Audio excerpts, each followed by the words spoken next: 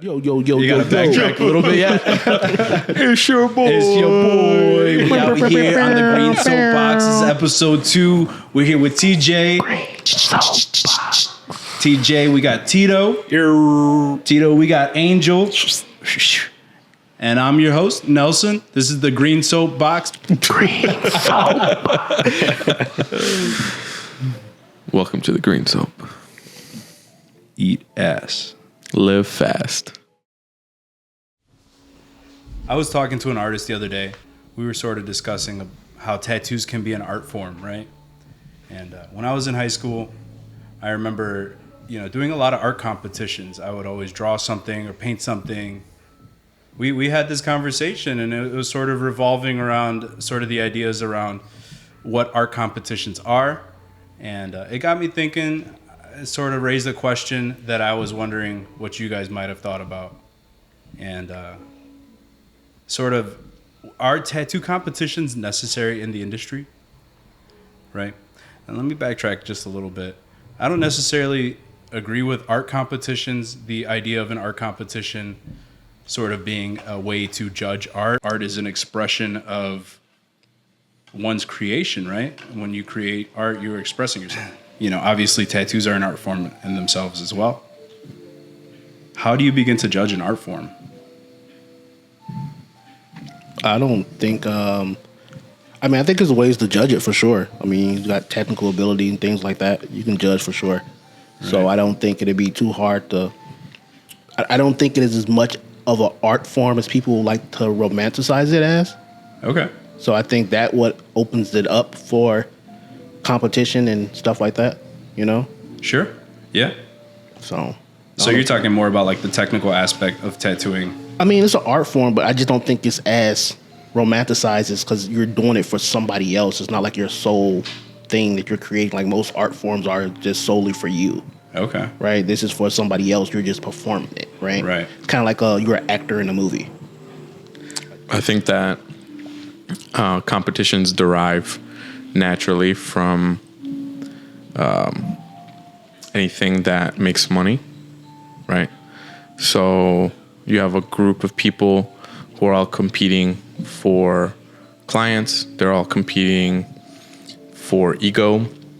And essentially those two things are married in a sense, right? Because if you get recognition from your peers and someone gives you, a $5 plastic bowling trophy, that means you're better than the rest of the people. So then, hell yeah, I got one and you didn't. Yeah, right. Instantly 100%. So then it kind of validates you as an artist, in a sense, right? It doesn't in the grand scheme of things, but it does validate you monetarily, right? Okay. Because I agree with that. Your peers decide that out of all the people who are competing in this space, that you're the best one or the top 3 or whatever. So I think that competition is really more based on how you can benefit from it financially. And then, Villain Arts also benefits from it financially a lot. Honestly, a lot, mainly from tattooers who are not that good. You got some shit to say. Say it real quick. Go ahead. Villain Arts makes so much money off of people who are not that good. Think about it. And they run, I don't know how many conventions, I don't want to say. There's a lot, right? There's a lot of conventions. They got a lot of conventions. They have a lot of categories, right? And then they divide it male and female. Right. And then they divide it extra large, full back piece. And you can enter the same tattoo like 20 times because it overlaps in categories, right? So now you got a motherfucker who is so desperately seeking validation, who'll spend $150, $250 on top of the booth rent for some people to look at it for 25 seconds. You don't think they're just granted, that's a lot of people that's doing that. You don't think it's like mostly people just really just wanting to compete with their peers? Yeah, absolutely. Not necessarily for a validation, but just like, no, I just really want to. Validation is a part of it. They want to compete. They don't want to compete. They want to win. They're just trying to make a little bit. Though. Right. Like you can't win without competing. No, absolutely. Right. But the man, the host, is the real winner. We think we winning, but we ain't winning. All right. You got your shit off, bro. Let's bring it back a little bit. I mean, do you guys agree? I don't know. I want to understand more like what is the criteria for like judging art pieces, because everybody sees. I have a art criteria. different. True.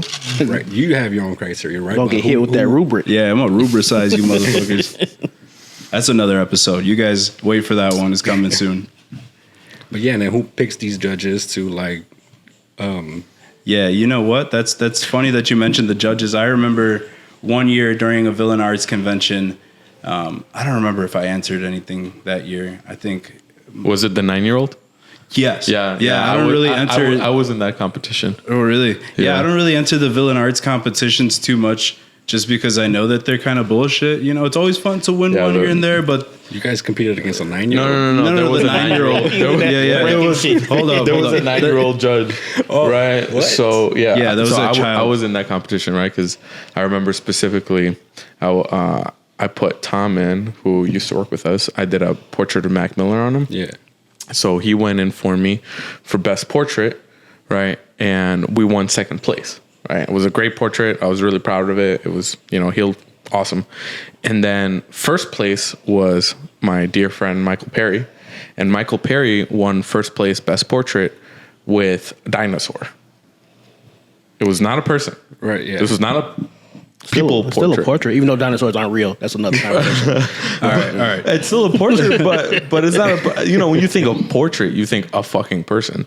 So, then Michael Perry made a post and then shitted on Villain Arts and was like, here you got 9-year-olds judging. I can't believe I just won first place with a dinosaur.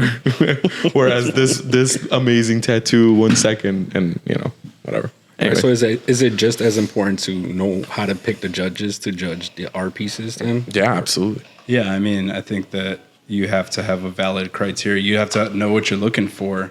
Like you said, everybody has their own criteria, and whatever that may look like, you have to have a qualification as an artist to even have a criteria like that, Yeah. But yeah, I did have a problem with something you said earlier, or just the thought, I guess, more so. Angel, you said competitions kind of bring monetary value to your work as an artist. Mm-hmm. Yeah. So how do you begin to judge art then, right? Because art is supposed to be something super subjective. It's supposed to be one's creation. Should there be competition in that? Well, I mean, that's why they categorize it, right?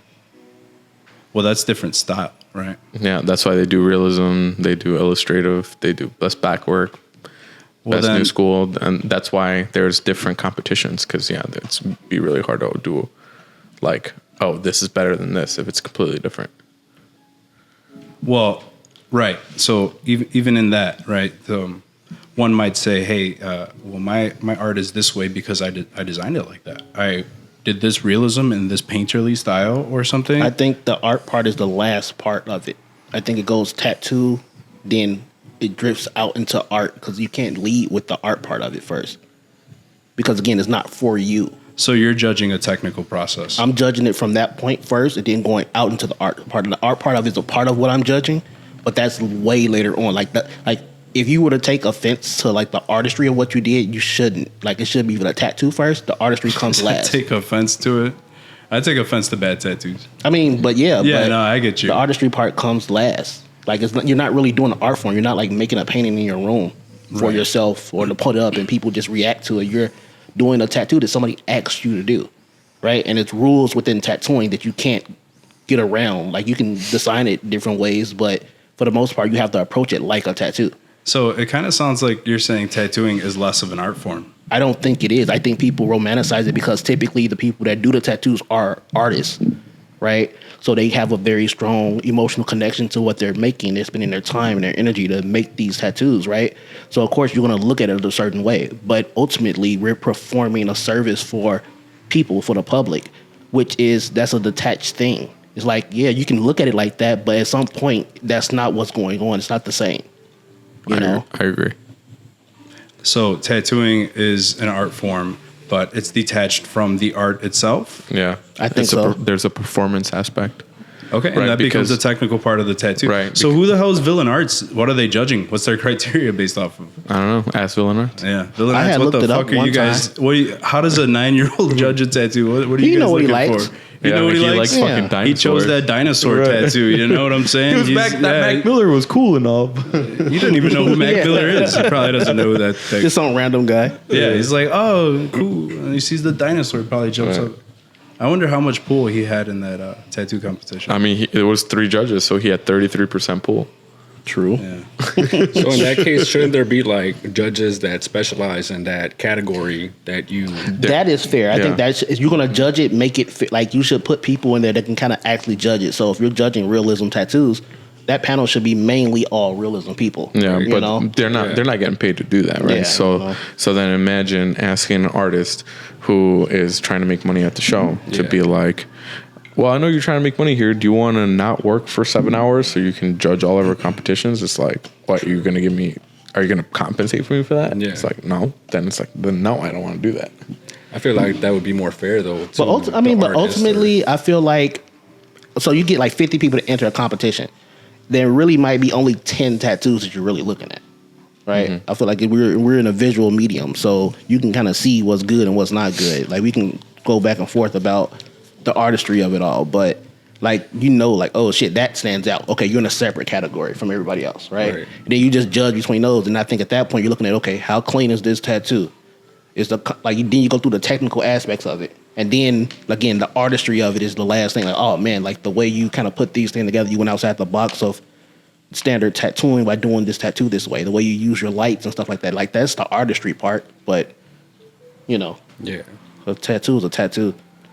Do you think these awards can be given to artists that maybe like inflates their ego a little bit? Yeah, And then, later on goes to post it on social media. Hey, I won this award. You look at me and my big ego, whatever, flashing on social media. Now, all of a sudden, those people have 10 plus more clients, Yeah, facts. Right. That's why they pay. Yeah, Right. an investment. It's a good look. But let's say that tattoo is not so good, right? And I've seen a lot of good tattoos at these tattoo competitions, and I've seen a lot of bad tattoos as well.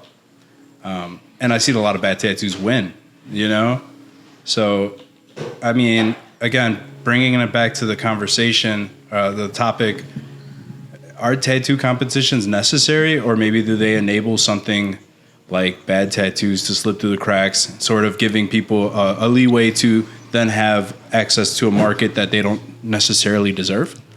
Are there barbers that will sort of slip through the cracks as well and, win a competition and all of a sudden they're like a booked out barber? Yeah, They have definitely. popularity, I've seen it happen. and they just give out a shitty fade and they're just like, you know what the Yeah. fuck was... Well, just- nobody winning is doing shitty, right? It's just this like very small, marginalized. Like, Right. that's what I'm saying. That's why I'm like, I think the numbers. So how wise is- marginalized is that in the barber industry? I think that's where it gets political. you Well, know? then, yeah, exactly. I And when think when your boy's up there, then it's like your boy's gonna win. Not just yeah. that, but maybe like how many followers you have on social media and like right, stuff like that. maybe the Like, reshareability I of think all it. of that plays a part in yeah. in the whole judging phase of it. Right. What's your opinion on barber competitions? I don't know what it's like now, but like years ago, I feel like favoritism played a big part in it, and Okay. that's why I just Was there a stopped big showing up benefit and- to like clients care about that shit? Do clients care? I'm not so sure because not as much as being a tattoo artist. Because when you're a tattoo artist, you're dealing with one client almost up, depending how you book out. You deal with one client almost all day. Versus being a barber, you're dealing with multiple people a day and stuff. So it's like it depends. Like people don't come walking into the door knowing you're an award-winning barber already. So. It's like you just kind of come in and I lost my train. You just do That's the all right. haircut. Most of the time, it's not even like As a client, I care. yeah.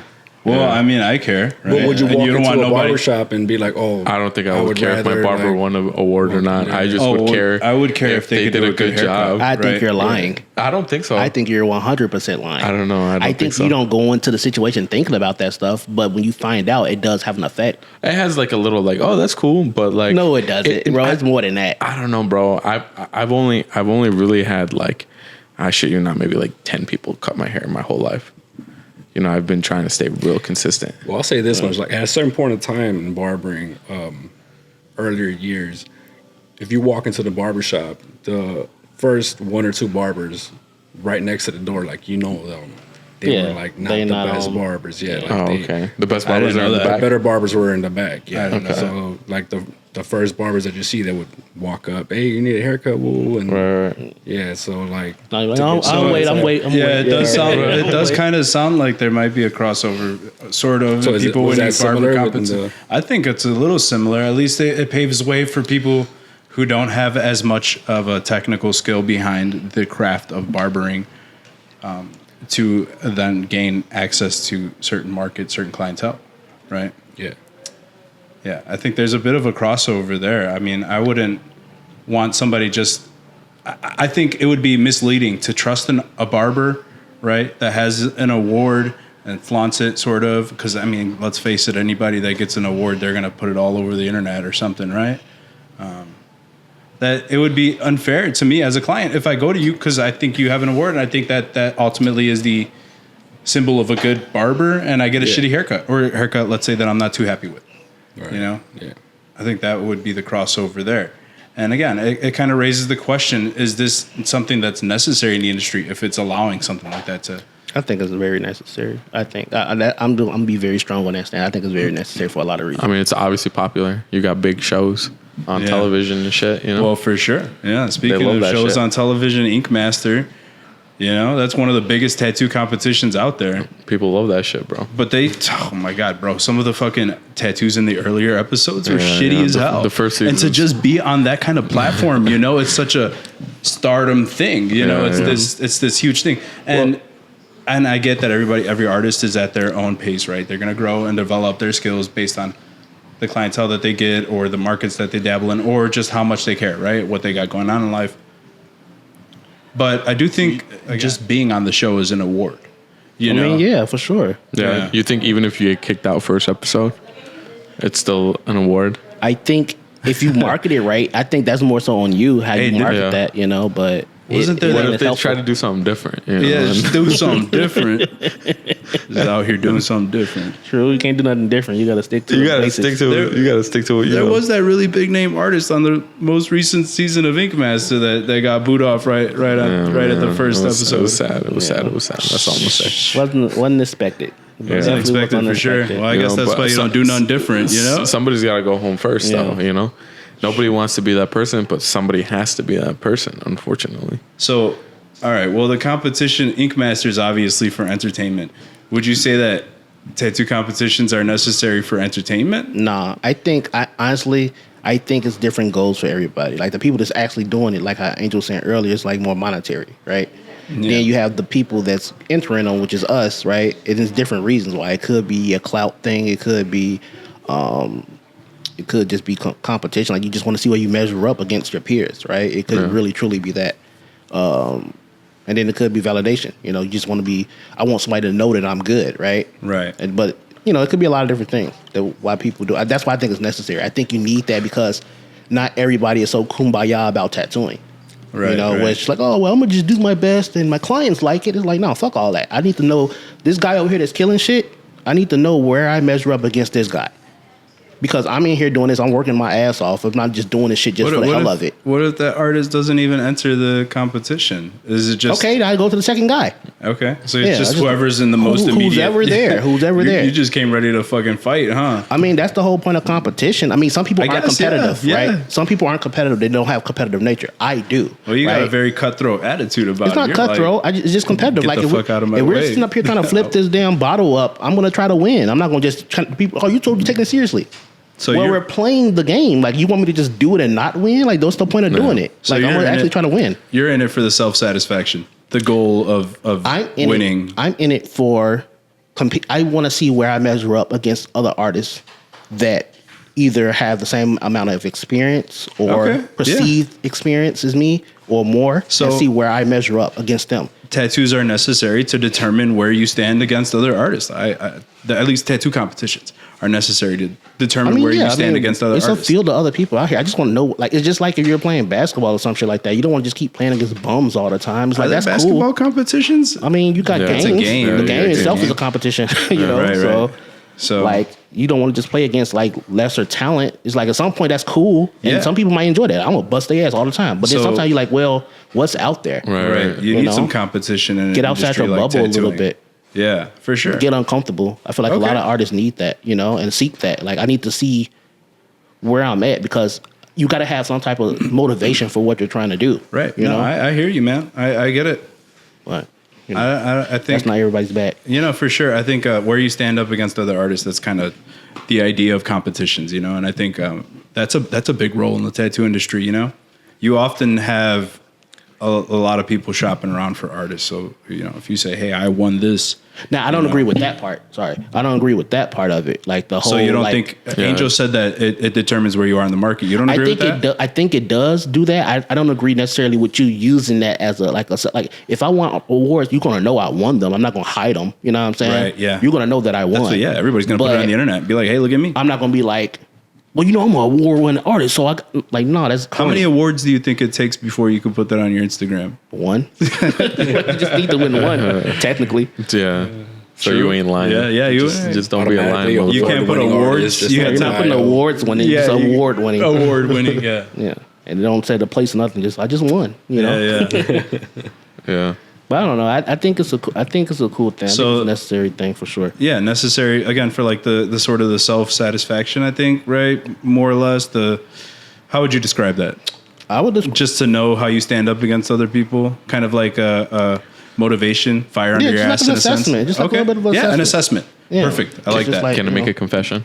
What's your confession? The confession, all right? Because this is it just that you eat ass? So the confession, because this is gonna directly tie into what TJ was saying. So my first convention ever was in 2016. This is before I opened Black Atlas. Mm-hmm. It was with Find Me Inc. It was in Chicago. I had never done a convention before, and I was still tattooing out of my house, right? And all of the Chicago shops are there. All of like tattooers who are huge there. You know what I mean? For sure. And the first competition that I entered was for medium black and gray. And it was on this girl. I did a Magritte apple piece. And I remember distinctly seeing there was a bunch of big name tattoo artists in Chicago, right? That were in shops, had been in shops, that had double the experience that I did, and I won first. And I won first place. Yeah. And I remember going. It was so validating because I felt so down on myself because I was tattooing from my house, even though I was like trying to open the shop. You were at a convention. They let you tattoo from your. Bro, they didn't fuck. They didn't know. They didn't give a fuck. They didn't. They know. Yeah, you guys are fucking up. Yeah, dude. Villain arts. That's a little unacceptable. Was it Villain Arts? To be fair, hold on. To be fair, to defend them a little bit, I was under Find Me Inc. True. So I was like Find Me Inc. was your sponsor. Find Me Inc. was my sponsor, and I was tattooing in their booth. So they didn't really look into it too hard. There should be a little more of a assessment to. I was tattooing out of my house, and I was an award-winning tattoo artist, first place in Chicago. True. In Chicago. Tattooing literally out of a bedroom. You put that shit up in your bedroom too, didn't you? You had him up at the shop. Look, I'm like, this is at the studio, big dog. Like, so what? You felt good. So you're agreeing with TJ? No, it's kind of it helped elevate like what I was doing, right? Because I didn't know where I stood. Right. Okay. I thought I was good. I was like, man, you know what? Like, I think I'm doing really. I'm on the right path. But I came from a very toxic studio. You know, if backstory real quick, first place I ever worked for. Drop the fucking name. The owner, Kevin Owings, fuck you. Fuck you, guy. Damn. I heard some shit about that guy too, man. I don't give a fuck. Green soap. You know what you did. Anyway, he literally the last day that I was there, he was like, "You're never gonna be shit. You're never gonna be a great tattooer. You're always just gonna be a piece of shit tattooer working in a street shop." Damn. I swear to God. Now look at you now. You're great, but still a piece of shit. I'm still a piece of shit. I'm just a better tattooer. But real quick, and then we need to get off the subject. Get off of it. But it's like that's what I'm saying. It's like you winning that award, right? It propelled a part of your career. Yeah. It helped build confidence. Now, it could have definitely been something that made you want to wear gold shirts and go out and be all weird and shit, for sure. But in this case, it was like, no, I belong here. I can do this shit. I can actually have a voice or a space in here. So let me try to push that. And it made you a great artist, right? So I think just by that, a little motivation for sure. I think that there's a little bit of a combination of all of that, that comes from competitions, And so in that case, it was very positive for me. Okay, so it can be necessary. Maybe not entirely necessary. I don't think I think necessary is the wrong word. Yeah, that's why. Because so it has its place. It has its place in the industry. Yeah, and it's a tool of measurement. Right, it's a competitive field of it. Yeah. Because there's some people I know that never enter competitions. All right. Yeah. So no, I hear you guys. I think that's a pretty good way to kind of sum up what the role of tattoo competitions are. At first I was kind of Villanar's giving me an award. Yeah. At first I was a little on the fence. I'm like, and this is coming from that romantic artist perspective.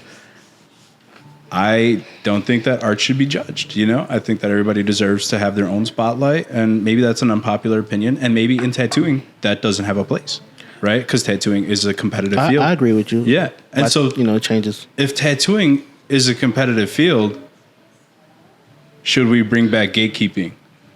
Yes. Gatekeeping, 100% gatekeeping needs to come back. Not that weird shit. Not none of the weird stuff and people getting like victimized and taken advantage of and women getting groped and shit like that. Not that type of gatekeeping. But having like a very clear standard of who enters and how they enter should be necessary. And that's going to be discussed on the next episode of the Green Soapbox. We thank you guys for tuning in. Keep an eye out for that next episode. Should tattooing have gatekeeping? Green soap. Green soap.